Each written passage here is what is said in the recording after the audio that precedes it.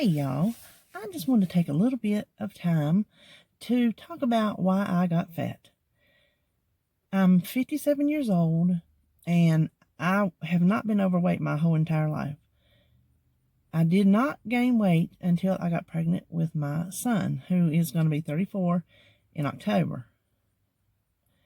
I got so big, I used to say I looked like a pickle barrel.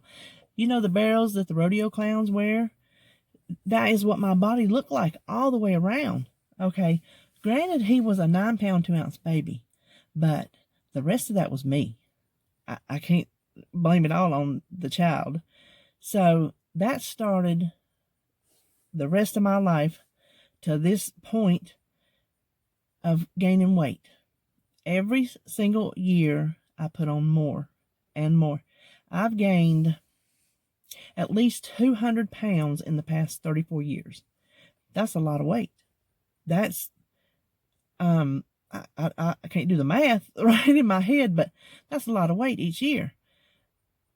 When I had my daughter 9 years later, that sparked another huge weight gain. So I didn't have to deal growing up with any type of bullying or, anything like that. What got me thinking about was Denise over at Dish with D. She did a vlog yesterday, and she was answering one of her viewers' questions. She was talking about getting a family member, how she could maybe get her to join Weight Watchers. And one of the things she touched on, she could have been talking about me. Even though I was large, at one point, I'm going to say in my 30s, I still would try to lose some weight. Tried, all the diets we probably all have. I'd lose some weight, but then, I'd go off and gain it back. And what happens every time you lose weight? You gain it, and then what? More. There came a point in my life, and I'm going to guess that was probably in maybe my late 30s to 40s, where I didn't care. Not that I didn't care that I was overweight. I didn't care what people thought. So I said, as long as I was healthy and active, which I was extremely, my weight and size did not hinder me at all. So to me, as long as I could do what I wanted to do, I did not care what people thought. I walk around and I live my life, and if you don't like it, I'm sorry. So I didn't have, now I did feel like, sure, I'd like to look better in clothes. I'd like my clothes to fit me better, but it wasn't to the point to where that was enough. That was not enough for me to do something proactive. So I think that impeded me. It's scary to say that self-esteem can impede you, because that sounds counterproductive. But we need that self-esteem, because if you're watching this, I don't care what your size is. I want you to hold your head up. I don't want you to walk down that road, wherever you're going, like you own it. You don't live your life. This is a little sidebar. You don't live your life based on the opinions of others. RuPaul, who I love, by the way, he is so famous for saying that your opinion to me, about me, doesn't matter. I can't remember how he says it, but that's it. Don't let someone else's opinion of you change the way you live your life. Live it. Do what you want to do. Enjoy yourself. Like, one example, I wear tank tops, and I know some women, they just won't, right? I'm so hot-natured, and it is so hot here in North Carolina, that I refuse to wear sleeves. I have these huge, I call them bat flaps. And I'm going to tell you, I let them swing. I don't care. So that became a mentality of, if you don't really care what people think, then why are you going to bother? You're fine like you are. Then you couple that with, excuse me, I brought water because I've got this dry mouth thing going on. Let me make sure I don't have any issues. You couple that with the doctor I was seeing. I saw him, he delivered Holly, and she's 24, and I had him for maybe 18 years, I guess, before he moved out of the practice and I had to get another doctor. Well, he never told me to lose weight. Every year I would get bigger, and as long as I was healthy, I went to him regularly. I had no health issues. He kept a check, but I was getting bigger, and he never said, let's stop. Let's, there was one point I went to him with it. I'm like, that's when I was still in the, okay, I'm going to lose some weight kind of mode. He gave me diet pills. Well, that's nothing but speed. So it worked a little bit, and then that give out too. But he never said, if you don't lose weight, you're going to have health problems. Your knees are going to give out. Your cholesterol's going up. Your blood pressure's going up. All these other things that I have wrong with me. So I'm not blaming him, but I think maybe he could have helped me. So that solidified in my mind that I think I'm fine. Apparently the doctor thinks I'm fine, so why bother? So there again, there's two things that kept me from actively pursuing trying to lose the weight. And guess what was happening the whole time? It kept creeping up and up and up. Okay? Then, one of the big ones that you cannot ignore is food. The relationship I have with food. Food has always been a comfort to me. Growing up, we didn't have much. Mama was single, and she had me and my brother. And when it was just me, when I was very little, there were times we had no food. So when we would get food, we were like, a kid in a candy store, like somebody gave us gold. And growing up, she would kill two birds with one stone. If we were to get a treat, it would 9 times out of 10 be a food treat, because she could treat us, but she could feed us at the same time. So she didn't have to spend money on a treat plus food. So she figured out a way to make it work. So we equate rewards and treats and happiness and fun with food. I have, they're both gone, 2 extremely southern mamas who could cook up a storm. You had to eat. You don't turn down a southern mama. When she tells you to eat, you eat.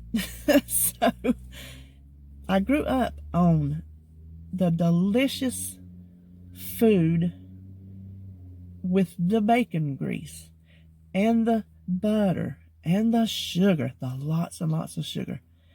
My one mama, she was the queen of desserts. And there's always something at her house. You walk in the door, there's food. And you're going to eat. I don't care if you just walked out of a restaurant, you're going to eat. So every family get-together revolved around food. I honestly do not recall ever having family get-togethers that we did not crowd around a table covered with enough food to feed an army. So what'd we do? We ate it. That's how we were raised. You eat your food. So I've developed this relationship with food that it is comfort to me. When I do something good, I want to reward myself with food. I want to go, to a restaurant. I want to say, well, I hadn't had this in so long. I deserve it. I've been good. I eat too much. I binge. I eat too much of the wrong thing. I don't eat the right things. Food is, we have to have it, right? And we have these taste buds. And all of us aren't able to control that. And I'm one of those. I'm working on that. That's why I've started this channel. I need somewhere to be accountable to myself, but through other people. Because I have like 2 people.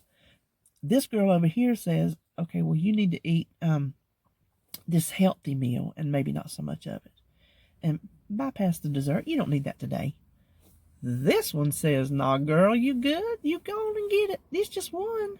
Well, guess what? You do that every day, you're not going to lose any weight. It's not going to happen, and you're going to gain weight because one bowl is going to be 2 bowls, is going to be 3 bowls. Like, for example, it was my husband's birthday, and he wanted this dessert that he likes that I make, coconut crunch, and I didn't Weight Watcher fight because, it's his birthday, and he eats everything else I feed him. He does not complain, so I'm thankful about that. And I wanted to make it the way he wanted it. Normally, I made it Sunday. This is Wednesday, and there's still some in the refrigerator. Normally, the old me would have already eaten at least half of it by now. No question.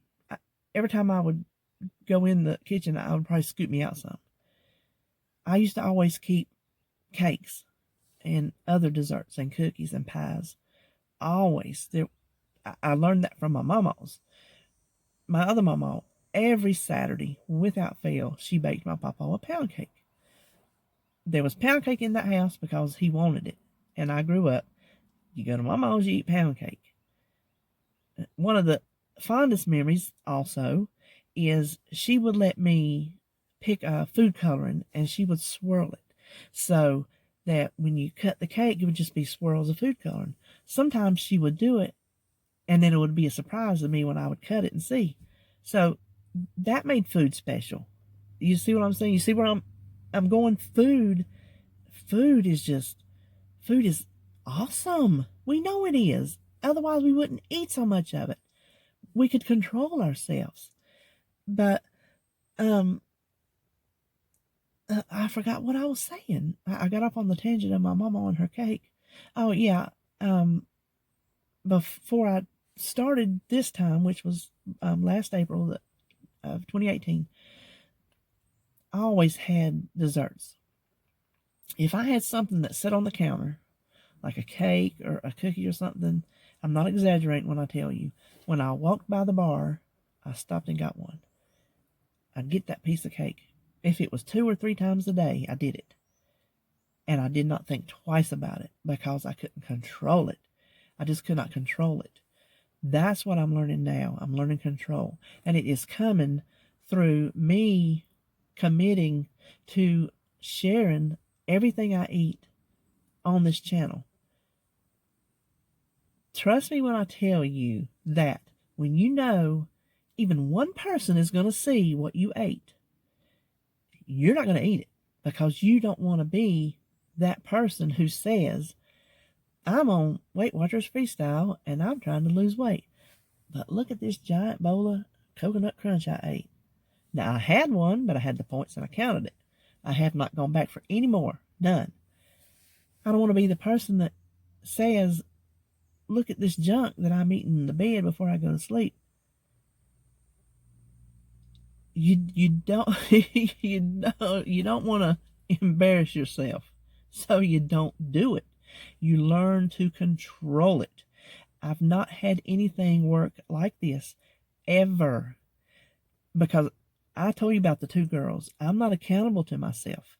I try to be, but I give in too easy. I have a stubborn streak, and that stubborn streak tells me, you want that cheeseburger?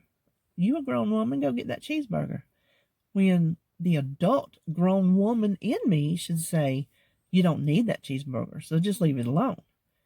I don't have that until now. So this has been one of the greatest tools I ever could have come up with. Now, my videos they're not fancy. I've not learned it. I've not polished it. That'll come, I hope. So if you're watching, now in the growing stages, I appreciate it. But I do want your support. I do look for your support if you're out there listening. So to be able to control my food is new. To be able to wake up and wait 3, 4, 5 hours before I have my breakfast is new. Because when I wake up, when my feet hit the floor, I need food in my mouth. And I don't want healthy food. I want like that leftover cake or anything that is fattening or sugar laden that's not considered a health food. Where Freestyle says you can have anything in moderation, I didn't understand moderation. There was no moderation. If you tell me my weakness was Little Debbie cakes, within nightfall I could have the whole box of Little Debbie cakes eat. And it's embarrassing to admit that, but there might be somebody else that they're going through this and maybe you're embarrassed. Don't be, just own it. The only way we can get over this is to own it and accept that happened, and we're going to change it. So I'm learning now through this. I need some more water. Y'all just have to pardon. Is by knowing that I'm not going to show it, so I'm not going to eat it. I made a commitment to show everything I ate. And I was talking to my husband. If I one day decide, last night I wanted something. I just wanted something. I wasn't really hungry. I just wanted something. And I told myself, don't do it because you're going to have to film it. And don't you do it without filming it because it's a lie. I made my commitment and my vow to you that I will not hide any food and I will not sneak it. You'll see it. If I decide to eat half of a Pizza Hut pizza, you're going to see it. Now, I'm going to hang my head in shame, unless I got the points for it. Then I'm going to chow down. So that right there has been crazy effective for me. So I just wanted to come on and say that if I ever decide that I need to hide the food or I need to binge on the food and you don't need to know, I need to sneak it. I need to sneak it from my husband. Then I'm going to quit. I'm not going to make any more videos because that turns me into a hypocrite. I'm not going to be a hypocrite. Me and my husband were talking and he's like, you're right. He said, because your word has to mean something. So I want my word to mean something. And if you're out there and you're having the same trouble as I am, then just join me, chat in down at the bottom. We'll talk about it. We'll support each other, whatever we have to do to get through this, because we're going to get through it. I'm determined this time. I'm going to get through it.